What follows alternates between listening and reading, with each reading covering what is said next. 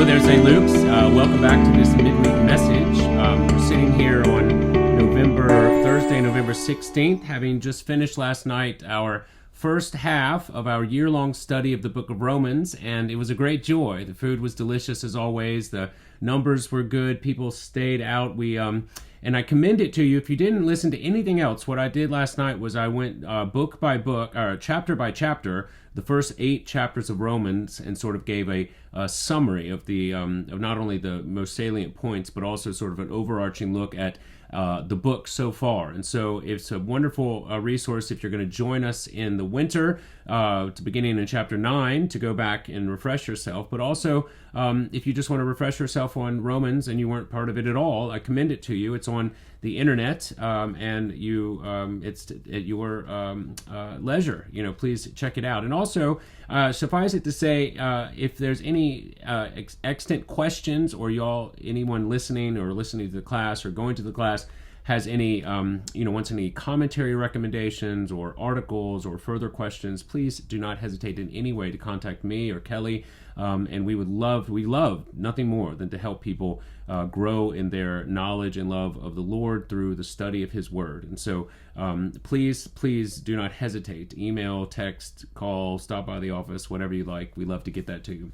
Okay, there's a lot going on in our church, but really the main thing that we're going to do is I'm going to attach to the end of this message the wonderful stewardship talk that Mark Puntereri gave this past Sunday. If you weren't in church, then you missed something really quite profound and meaningful and touching. And I have never heard a more succinct and sort of powerful statement on the importance of financial stewardship with respect to our faith in the church than I did on Sunday. And I've said as much, and I wanted to just share it with you. And if you watched it, you can watch it again, because it was really just, you'll see for yourself, but it really summarizes and encapsulates the entire heart behind this stewardship season that we've been a part of for these past 3 weeks. Well, it's coming to a close. It's coming to a close this Sunday. We're going to, November 19th, we're going to close our stewardship season, and so we're going to have a special prayer time right after the offertory. We're going to have a special prayer, and we're going to take a moment simply to thank the Lord for the provision of this church. The actual church building, as we know, was in dispute for many years. The provision of His saving grace in our lives, the hope that He set before us, all the things that go into simply being grateful for what He has given us here at St. Luke's. And so we're going to do that this Sunday. And just so you know, at both the 8 o'clock and the 10:30, we will have pledge cards available. If you have not already done so and you're planning on it and you've forgotten to, or it's slipped your mind, well, then you'll have the opportunity.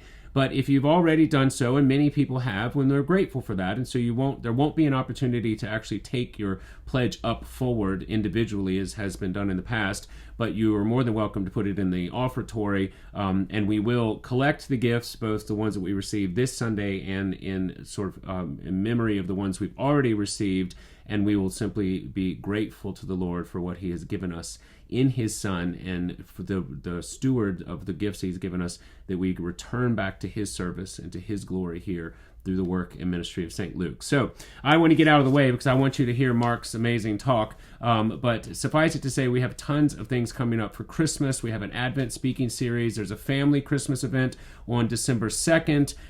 There's a lot going on. So please check out the e-zine, grab your bulletin and take it home with you. Look at the website and join us for any and all of the upcoming celebrations of what we will be undergoing as we begin our Advent walk towards glorious Christmas morn. And there was a slight hiccup with the video at the very beginning, so you'll see audio from Mark and a slide, but he will come on shortly thereafter. So stick with it. It's worth your listen and your time. Take care and God bless. Thank you.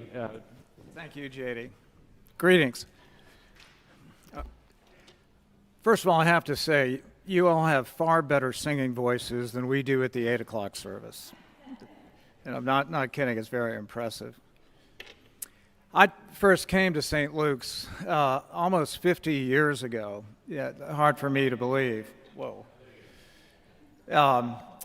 50 years is a long time, but at that time, this building, or at least half of it, was only about 10 years old. The original parish hall had just been completed along with a small Sunday school building. And I admired and really was grateful for the people who started this church, the gifts that they give to allow us to have a foundation here on Hilton Head. And actually back then it was very important, not just for this church, but frankly the whole community, because the population of Hilton Head was only about 5,000 people. There weren't a lot of community buildings built yet, and St. Luke's really served as an anchor for a number of things. And obviously over the past 50 years, a lot of stewardship campaigns and capital campaigns contributed not only in expanding the physical facility here at St. Luke's and its resources, but also all of the ministries and programs, the missionaries that we sponsored, even sponsoring, for some of you may remember, All Saints Church on the north end. Started as a missions church that this church was the mother of and supported financially until it could stand on its own footing. All of those gifts that the parishioners gave to the church were important, but giving those gifts for the expansion of God's work isn't the only part of stewardship that's important. And actually, it was a stewardship campaign fairly long ago where the campaign committee decided that each stewardship campaign member, as well as every vestry member, would go door to door to every parishioner's house to be invited in to talk about stewardship. Rest easy, that's not going to happen this year. You can keep your lights on. But I was struck when I was fairly young at the time, probably in my late 20s, early 30s, when I met with a retired captain of industry who I always respected, and in fact was even a vestryman prior to my getting there. And he said, look, I've got a very simple suggestion for stewardship. Simply take what the church's budget is for the year, divided by the number of households, and send us a bill. It seemed like a somewhat practical way to go about it, but it missed a very large point. And without sounding like a smart aleck, I did tell him there is a biblical invoice in the form of a tithe that you have. But he was very quick to say, that generates more money than the church really needs to operate. And he may have had a point there too, but he was missing the bigger point in what I call the grace of giving. Because it all goes back to faith, at least for me it does. And that's in terms of in whom do you really trust for who you are and what you've been given. And that goes back to worship. And that is, in whom do you really feel, or what even, is really worthy of your life. And that goes back to giving. And that is, in whom or what do you really want to serve with the gifts that you've been given. Greg Cron's used this, so this is not an original comment, but saying that the eyes are the windows into a soul of a person, but the checkbook really defines what that person believes in and really trusts and wants.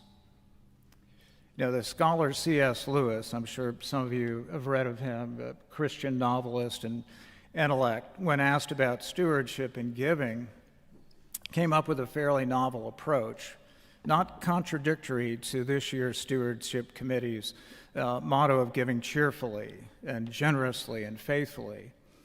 But C.S. Lewis said you should give somewhat uncomfortably. So uncomfortably, what does that mean? Well, in C.S. Lewis's words, it meant you should give, or at least pledge, to a point where you feel that maybe I'm giving too much of my money that really is not my money.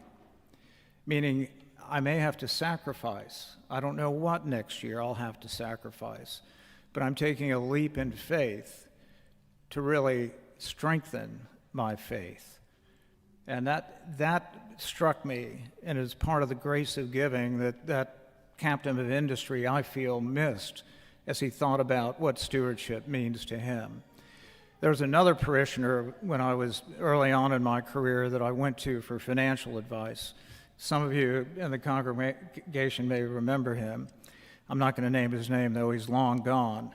But I said I'm looking for long-term investments. I have children coming, tuitions. I want to retire comfortably. I'd like to leave some bequests.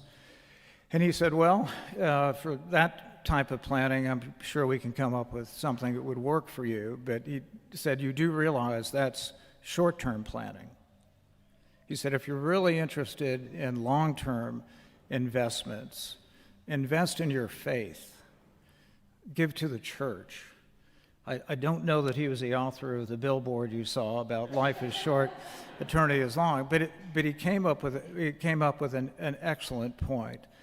The church does need funds to continue its service in doing the Lord's work, providing for the staff who teach us and nurture us, pastor us, but it also has to do with faith. And there's a song written by a fellow that some of you may remember, Curtis Mayfield, who borrowed a lot from gospel music. And as I said in the 8 o'clock, if I had a voice like JD's, I'd sing it. After hearing you all, even if I had a voice like JD's, I wouldn't sing it. But it's people get ready. There's a train a-coming. Don't need no baggage. You just hop on board. Faith is the key to hear those diesels humming. Don't need no ticket. Just thank the Lord. You know, God's grace is free. You may say, then why are we pledging? Well, His grace is free, but our desire to show our love for Him and our grace in giving is important. And I thank those of you who have already made your commitment this year and have sent in your pledge. St. Luke's thanks you. And St. Luke's also promises that we'll steward your gift appropriately to do God's work. But for those of you who are yet to make your commitment, or maybe have even never made a pledge to the church, I ask that you do prayerfully consider it. It's a private matter, but do it cheerfully, faithfully, generously, maybe even a little bit uncomfortably. But do it in faith and thanksgiving for the gifts that you've been given in this life and life in the world to come. Remembering that all things come of thee, O Lord, and of thine own have we given thee. Amen. Amen.